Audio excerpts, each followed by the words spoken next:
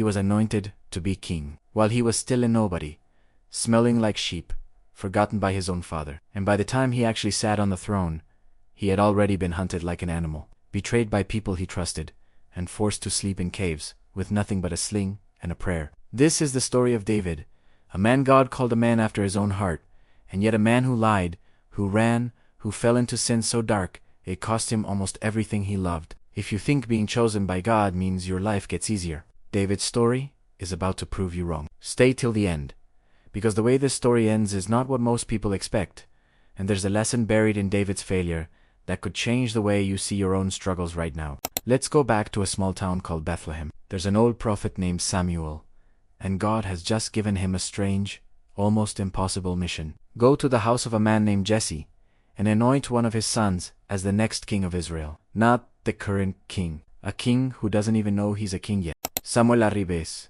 and Jesse brings out his sons, one by one. The oldest, Eliab, tall, strong, exactly what you'd picture a king to look like.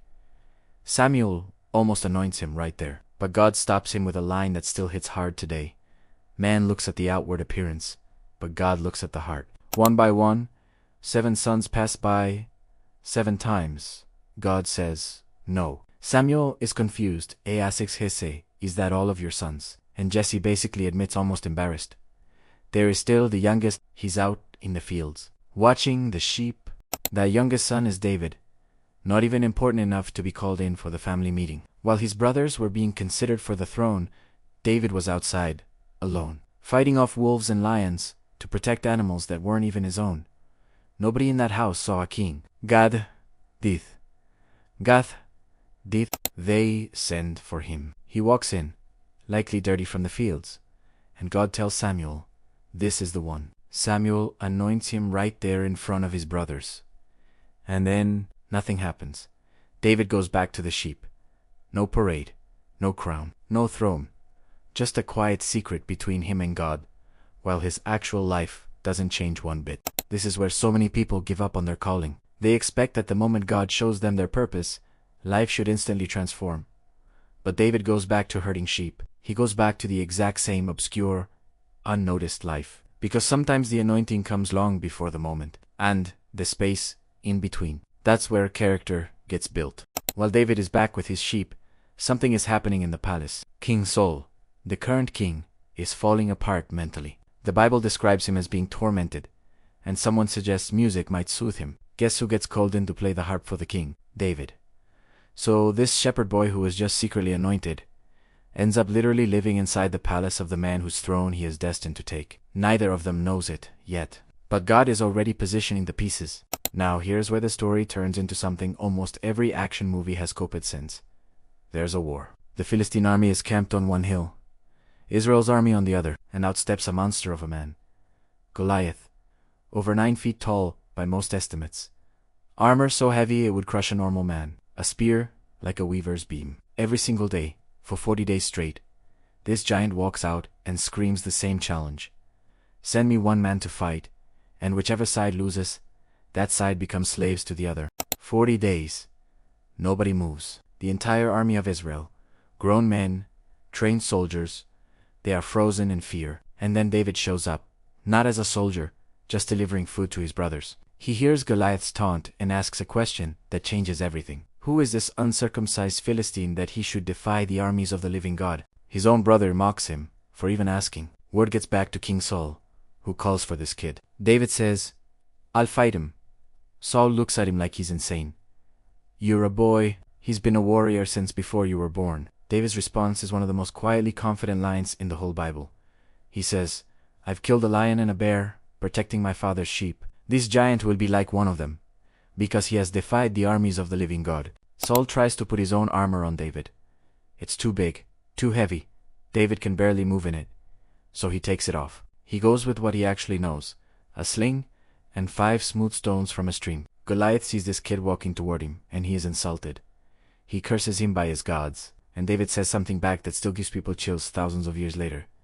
You come to me with a sword and a spear, but I come to you in the name of the Lord.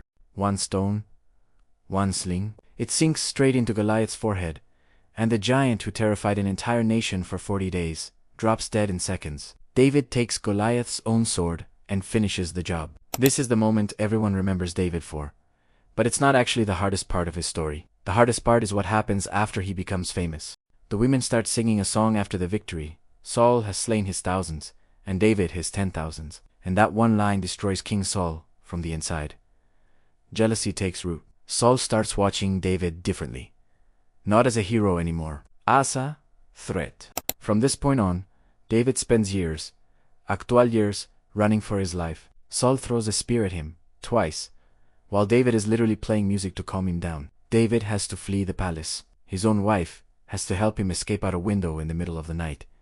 He hides in caves. He pretends to be insane in front of an enemy king just to survive. He gathers a ragtag group of 400 men, described as people in distress, in debt, and discontented basically, society's outcasts, and somehow turns them into a loyal army. And here's the part that separates David from almost every other rising leader in history. Twice, David has the perfect opportunity to kill Saul and take the throne that was already promised to him, Once Inakabe, where he could have ended it in seconds. Once while Saul was sleeping in his camp, completely defenseless. Both times, David refuses. He says he will not lift his hand against the Lord's anointed. He would rather wait on God's timing than force his own outcome, even when forcing it would have been so easy and so justified.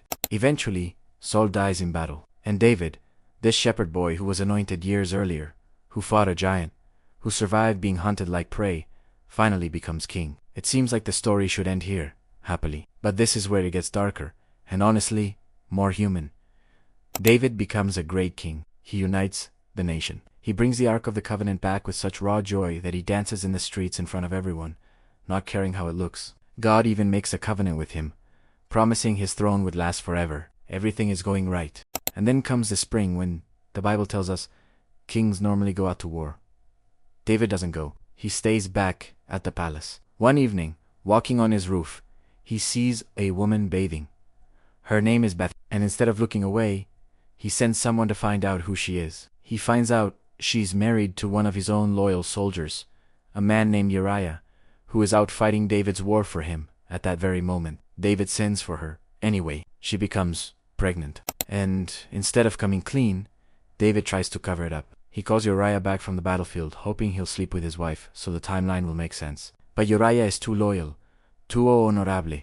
He refuses to enjoy comfort while his fellow soldiers are sleeping in open fields at war. So David does something almost unthinkable. He sends Uriah back to the front lines with a sealed letter.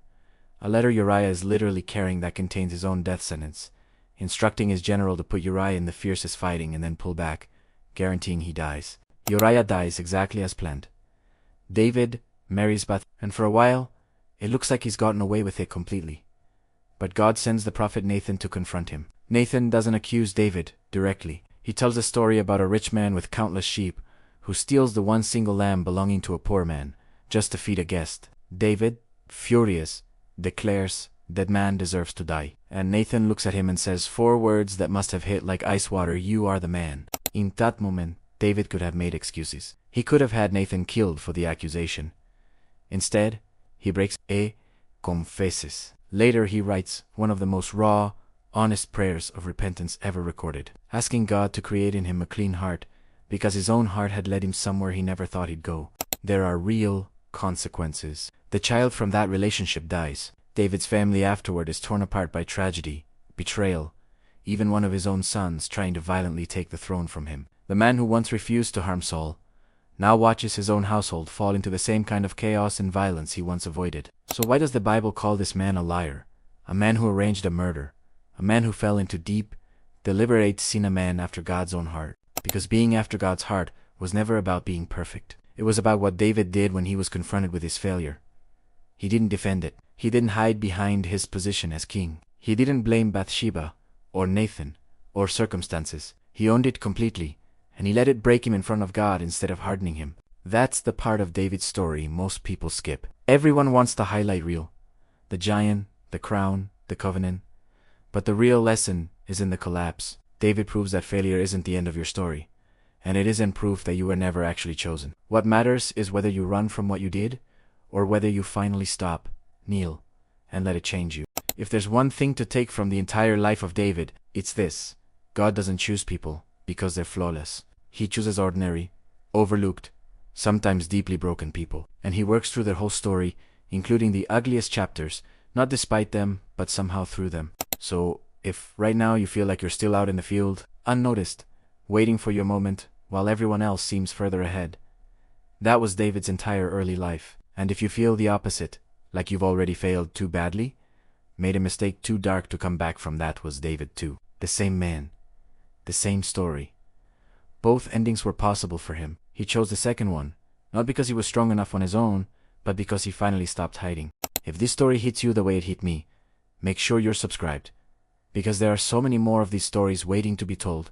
Real people, real failures, real redemption. Drop a comment telling me which part of David's story surprised you the most, and I'll see you in the next one.